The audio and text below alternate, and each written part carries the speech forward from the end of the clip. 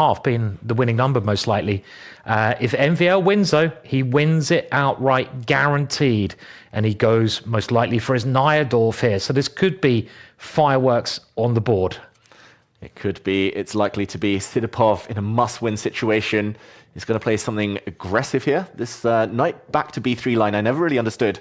The knight was never hit, so why it retreated. But it was coined by a very strong Polish grandmaster. And MVL, he's playing... Is this the Dragodorf? It is indeed. Hybrid. I played this myself as black.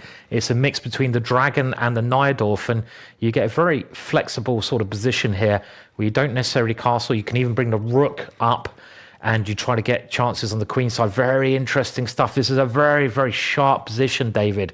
You know, this is not going to be queens off, go to a draw early on. This is all going to be about who can attack their opponent's position the quickest. White's main break is to push in the center in this kind of structure, but can black do something on the queen side in the meantime? Yeah, this is an interesting standoff. Maxime Vachier-Lagrave doesn't want to castle because he's expanded so far forward with his h-pawn. He's going to say, okay, I'm just defending my bishop. Now my knight can potentially move if it needs to. White has stopped everything against his king by parking his knights in front. It feels like they're just building up for some kind of attack. Where is it? Does white push any point? Maybe that's just a bit too weakening now. The knight is jumping. I always find these fascinating. I never know who is going to seize the initiative until suddenly there's a big attack. And oh, look at that. The bar does not like it. And this is a very logical move. In the Sicilian, when you're playing with black, that's the ideal square for your knight. And MVL's got his knight in. You can also think about playing e5, pushing the pawn sometimes in this kind of position, and then d5. But this move also, this is totally normal. Trying to bring it around. Maybe even rook c5 is a weird idea.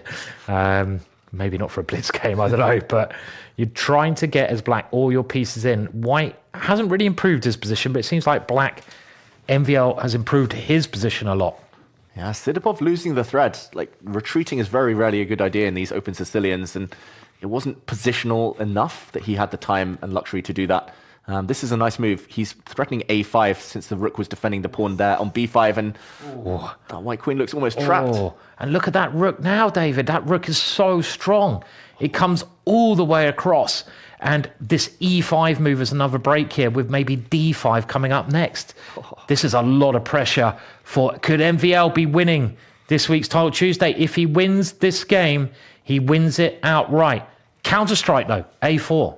a4, not just hitting the rook, which was important, but the white queen was about to be trapped. Now she has an escape square. Not just an escape square, but with a check. So MVL will block that check. Now, is the pawn up for grabs? There is a pin on this diagonal. Is Tsydypov back in this, or is this all well calculated? He pushes a pawn instead. Well, he looked a bit annoyed there, MVL, for allowing this to occur. I think he thought his position was better than it is now. And this is just very complex. I mean, the evaluation bar massively in his favor, but it's such a sharp position, David, this. Yeah, they're both playing so quickly. MVL happily dropped a pawn due to that pin here, and he's got to find compensation now. It's no longer one-sided. To my eyes, it looked like everything had gone right for black. Perfect Sicilian, but still plenty to play for. Yeah, and now white has that extra pawn. If anything, I kind of liking white's position somewhat. This move, bishop to h6, doesn't really help. But okay, what's the move here? Look at that bar. There's got to be something big here. It must be something to do with this pin. Unless it's the black queen diving in. No, it's knight to e5, overwhelming this knight, cannot move. And, okay, the pawn is also coming. Pass pawn. Could this be it? Could this be MVL taking down this week's Titled Tuesday? I think there's some beautiful moves that Tsydypov might have missed as well. Queen sacrifice, if the knight retreats, defending his rook, maybe the black pawn just takes it. The white rook takes the queen, then the pawn takes the bishop. Will we see this? Pawn takes knight. Could it be done? It's coming. He's played it. He's going to make a new queen unstoppable on this square. Oh, and look at that. He realizes now, Tsydypov, that he has lost this one at the MVL. Are we going to see some celebrations? He's winning Titled Tuesday. Wow, Tsydypov is so angry with himself. He could have been on level footing with MVL if he just flagged his opponent in the previous game. Now, with or without a rook trade, it's impossible to stop this pawn promoting. Look at that. He's got it. He's got it. MVL is our winner of game week 10 of the winter split here at Titled Tuesday with a beautiful queen sacrifice to finish off. That was crazy, Simon. That is a fitting way to win any tournament. Well, I love the way that he played that game, David, because you're half point ahead. What do a lot of players do when they're half point ahead? They play it safe. What did MVL do? He played one of the most dangerous openings that you can play.